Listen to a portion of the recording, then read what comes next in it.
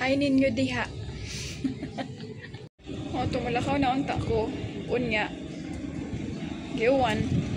Mamatod ako merkado ba kay magpalit ko og ka ng kuan. Lutuonon for tomorrow.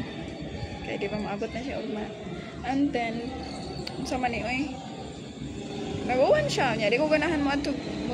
Kuan bitaw ka nang yatak bitaw kaayo. Magyatak-yatak ko nga to sa merkado niya. Kuan kaayo.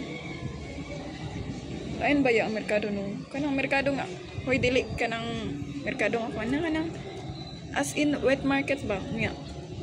Lain kaayo mag-uwan. Buti ka pa silungan sa lain kaayo mo nang siguro dili lang sa siguro ko mo ato eh. Kay kuan naman. Alas 5.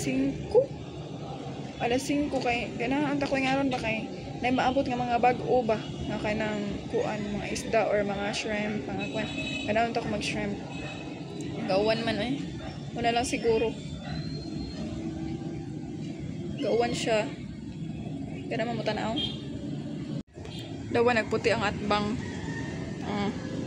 nagputi siya kaning diri dapit kay gataligsik panin diri sa akong utubangan nagtaligsik pa ni siya dara ang tubig awang tubig nagtaligsik siya dito murag ambot lang kusog na siguro din ang maklaro ang buntod man so mauna siya so kusog na siguro niya basin ari padung ba niya na magsakay lang unta ko pero murag digin na lang nako kanang alang-alangon pag kuan murag ugma na lang siguro sa buntag siguro basin mga alas 9 alas 10 na siguro na kuan ay fresh pa siguro na siya gamay okay pa siguro mada pa nagluto lang ibaligya nila nga di madagluto no